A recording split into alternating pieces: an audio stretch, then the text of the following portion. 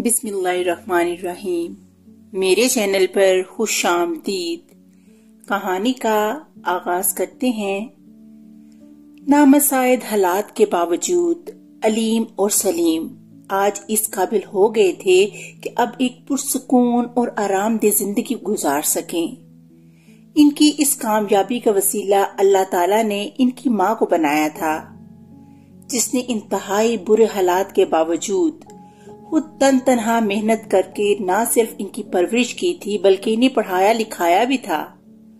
ان کو اس جگہ تک پہنچانے کے لیے اس نے دن رات محنت کی تھی۔ اپنی تمام خواہشات کو مار کر ہر ماں کی طرح اس نے ان کی بہترین تعلیم و تربیت اور آرام و آسائش کا حد سے زیادہ خیال رکھا۔ علیم اور سلیم ابھی چھوٹے چھوٹے ہی تھے کہ ان کا باپ اس دنیا سے چل بسا۔ وہ ایک سرکاری محکمے میں کام کرتا تھا، اس لیے ان کی ماں کو پینشن کے تھوڑے بہت پیسے مل جاتے تھے۔ یہ رقم اتنی کم تھی کہ ایک گھر کو چلانے کے لیے ناکافی تھی۔ رشتہ دار تو بہت تھے مگر وہ لوگ صرف خیر خیریت معلوم کر کے یہ سمجھ لیتے تھے کہ انہوں نے رشتہ داری کا فرض ادا کر دیا۔ ان کی ماں کی یہ خواہش تھی کہ اس کے دونوں بچے پڑھ لکھ کر معاشرے کے مفید انسان بنے اور خود بھی ایک اچھی زندگی گزارنے کے قابل ہو جائیں۔ اسے احساس تھا کہ انہیں کسی قابل بنانے کے لیے اسے ہمت سے کام لینا ہوگا۔ اس کی جب شادی ہوئی تھی تو وہ میٹرک پاس تھی۔ وقت پڑا تو اس کی یہ پڑھائی لکھائی کام آئی۔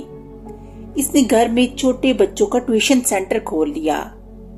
تھوڑے ہی دنوں میں یہ خوب چل نکلا اور محلے اور آس پاس کے رہنے والوں کے بہت سے بچے وہاں پڑھنے کے لیے آنے لگے۔ بچوں کو پڑھانا اور وہ بھی چھوٹے بچوں کو ایک دقت طلب کام تھا۔ وہ صبح سویرے اٹھ کر علیم اور سلیم کو تیار کر کے اسکول بھیجتی، پھر دوپہر تک گھر کے مختلف کاموں میں لگی رہتی۔ اس کے بعد دوپہر سے لے کر شام تک ٹیوشن والے بچوں کو پڑھانے میں مصروف رہتی۔ ان کے جانے کے بعد دوبارہ گھر کے کام کاج میں لگ جاتی۔ علیم اور سلیم اپنی کھیل کود میں لگے رہتے۔ ماں کی سختی کی وجہ سے وہ باقاعدگی سے اسکول جاتے تھے اور اس کے ڈر ہی کی وجہ سے پڑھنے میں دلچسپی لیتے تھے۔ وہ دونوں بیٹوں سے بہت محبت کرتی تھی مگر ان کی پڑھائی کے سلسلے میں کوئی رعایت نہ کرتی تھی۔ اسے معلوم تھا کہ اگر لاڈ پیار میں آ کر انہیں اس وقت ڈیل دے دی گئی تو وہ زندگی بھر تکلیفیں اٹھائیں گے۔ شوہر کی پینشن اور ٹیوشن سے ملنے والے پیسوں سے اس کے گھر کے اخراجات بخوبی پورے ہونے لگے تھے۔ وقت کا دائرہ بہتا رہا اور پھر اچھے دنوں کی آس بن گئی۔ پہلے علیم نے یونیورسٹی سے ڈگری لی اور ایک پرائیویٹ کمپنی میں کام کرنے لگا۔ اس کے بعد سلیم کی تعلیم بھی مکمل ہو گئی۔ اس نے ٹیکسٹائل ڈیزائن کی ڈگری لی تھی۔ 1-2 سال تک وہ ادھر ادھر انٹرنشپ کرتا رہا۔ پھر ایک ٹیکسٹائل مل میں اسے ڈیزائنر کی جاب مل گئی، جہاں اسے اچھی خاصی تنخواہ اور مراعات ملی تھی۔ بیٹوں کی ملازمتیں لگنے کے باوجود اس نے بچوں کو ٹیوشن پڑھانا نہیں چھوڑا تھا۔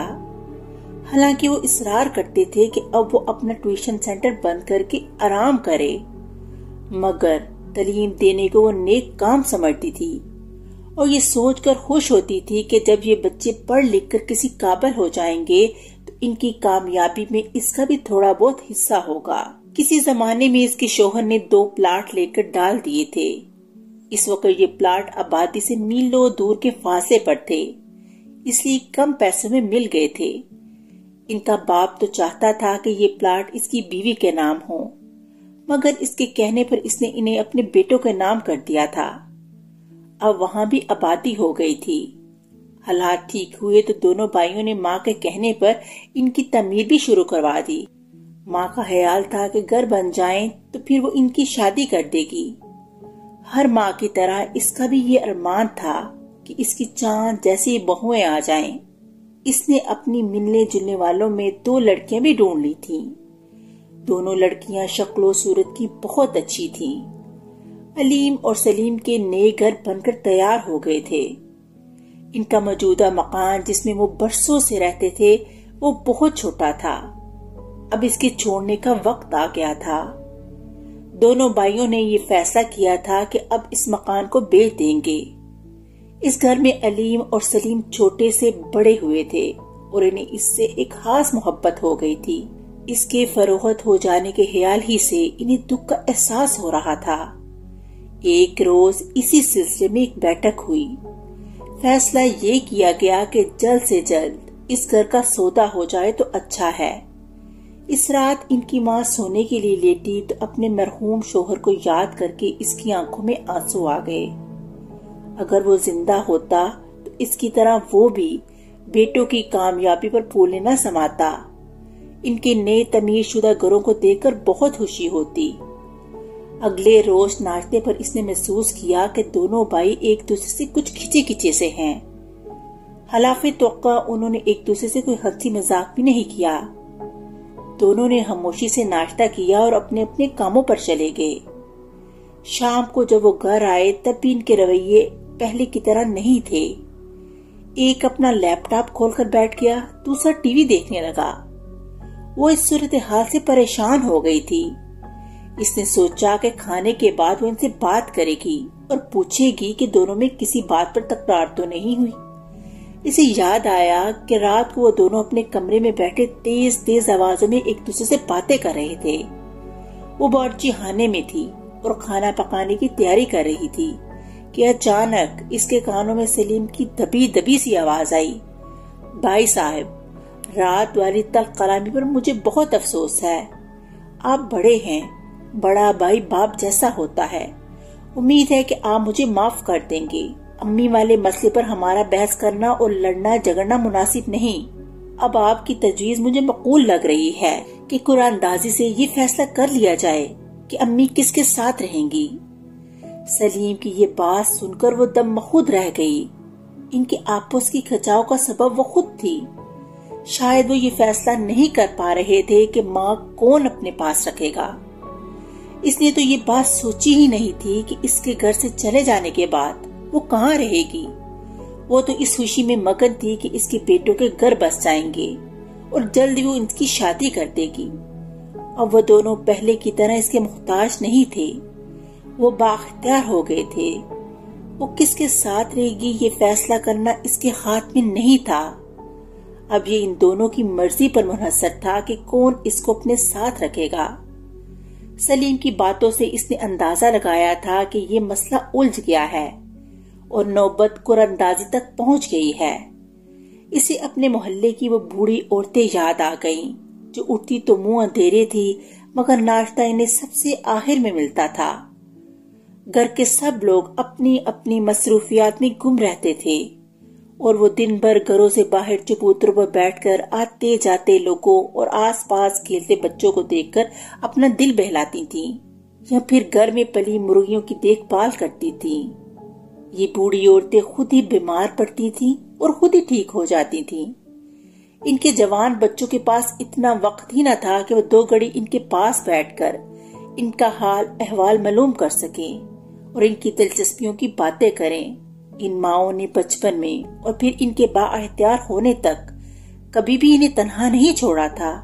انہیں تو یہ تک یاد رہتا تھا کہ کس بچے نے کھانا کھا لیا ہے اور کس نے نہیں کھایا۔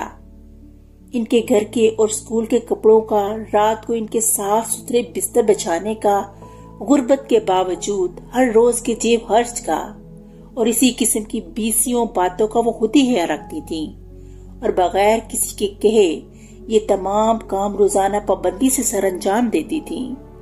ان تمام خدمات کا انہیں یہ صلہ ملا تھا کہ اب انہی بچوں میں کوئی بھی ایسا نہ تھا جو ان کے پاس گھڑی 2 گھڑی بیٹھ کر ادھر ادھر کی باتیں کر سکے۔ یہی حال ایسی اولادوں کے بوڑھے باپوں کا ہوتا ہے۔ وہ بھی گھروں سے باہر نکل کر دکانوں کے تھڑوں پر بیٹھے تنہا حالی وقت گزار دیتے ہیں۔ اب ان کی اولادوں کی زندگی میں خوبصورت بیویاں اور ننھے منھے بچے شامل ہو گئے تھے۔ ان کے پاس فرصت ہی کہاں تھی کہ کسی اور طرف توجہ دیتے۔ ان خیالات کے ذہن میں آنے کی وجہ سے اس کی آنکھیں بھیگ گئیں۔ کھانا پکاتے ہوئے سوچتی رہی۔ زمانہ تیزی سے بدل رہا تھا۔ تمام حالات کو مد نظر رکھتے ہوئے اس نے ایک فیصلہ کر لیا۔ کھانے کے بعد اس نے دونوں بیٹوں کو اپنے پاس بٹھایا۔ اس کی اس رویے نے دونوں کو حیران کر دیا۔ وہ ماں کو سوالیہ نظروں سے تکنے لگے۔ وہ بولی، بیٹا میں خوش ہوں کہ تم دونوں اپنے اپنے پاؤں پر کھڑے ہو گئے ہو، تمہارے اپنے گھر بھی بن کر تیار ہو گئے ہیں، چند مہینوں کی بات ہے پھر تمہارے بیاہ بھی ہو جائیں گے، تمہاری شادیاں ہو جائیں گی تو مجھے اور بھی اطمینان ہو جائے گا۔ تمہارا باپ زندہ ہوتا تو ان سب چیزوں کو دیکھ کر کتنا خوش ہوتا۔ ماں کی یہ تمہید دونوں کی سمجھ میں نہیں آئی تھی۔ وہ پھر بولی، میں نے ایک فیصلہ کیا ہے، میں اس گھر کو چھوڑ کر کہیں نہیں جاؤں گی۔ اس گھر سے میری بہت سی یادیں وابستہ ہیں۔ میں اسی گھر میں بیاہ کر آئی تھی، تمہارے باپ کے ساتھ میں اسی گھر میں رہی، تم دونوں یہی پیدا ہوئے۔ اس گھر کو چھوڑنے کے خیال سے میرے دل میں خول پڑتے ہیں۔ میں یہ گھر کبھی نہیں چھوڑوں گی، میں اسی گھر میں رہوں گی مرتے دم تک، یہ میرے شوہر کی نشانی ہے۔ اس کی بات سن کر سلیم ہنس پڑا، دیر تک ہنستا رہا، پھر یکا یک اس کی آنکھوں میں آنسو آ گئے۔ اس نے ماں کو گلے سے لگایا اور رندی ہوئی آواز میں بولا، امی ہم دونوں تو پہلے ہی اس الجھن میں تھے کہ یہاں سے جانے کے بعد آپ کس کے ساتھ رہنا پسند کریں گی۔ میں چاہتا تھا کہ آپ میرے ساتھ رہیں، بھائی صاحب کہتے تھے وہ بڑے ہیں اس لیے آپ کو اپنے ساتھ رکھنے کا حق ان کا ہے۔ رات اس بات پر میری اور ان کی تلخ کلامی بھی ہو گئی۔ ہم دونوں ہی اپنی اپنی بات پر اڑے ہوئے تھے۔ اس بات پر بھی ہم نے سوچا تھا کہ آپ مہینے میں 15 دن باری باری ہم دونوں کے ساتھ رہیں، مگر اس میں آپ کو آسانی نہیں ہوتی۔ پھر اپنی عقل کے مطابق ہم اس بات پر متفق ہوئے کہ اس سلسلے میں قرآن اندازی کر کے یہ معاملہ قسمت پر چھوڑ دیں۔ اب آپ نے اپنا یہ نیا فیصلہ سنا دیا ہے، ہم اب کریں تو کیا کریں؟ سلیم کی بات نے اس کی ماں کے رگو پے میں مسرت کی ایک لہر دوڑا دی۔ ایک فخر کا احساس تھا جو اسے محسوس ہو رہا تھا۔ اپنے بیٹوں کے بارے میں اسے جو غلط فہمی تھی وہ اب دور ہو چکی تھی۔ علیم نے اپنی ماں کا ہاتھ اپنے ہاتھ میں لیا اور بولا، امی جان اس الجھن سے نکلنے کا واحد حل یہ ہے کہ ہم وہ دونوں گھر فروخت کر کے اپنے اسی گھر کو خوب بڑا سا اور اچھا سا بنا لیں۔ ہم کبھی بھی کسی ایسے گھر میں نہ رہیں جہاں ہماری ماں ہمارے ساتھ نہ رہے۔ ماں کا دل خوشی سے باغ باغ ہو گیا۔ اس طرح کہانی کا اختتام ہو گیا۔ اگلی کہانی کے ساتھ پھر ملیں گے، تب تک کے لیے اللہ حافظ۔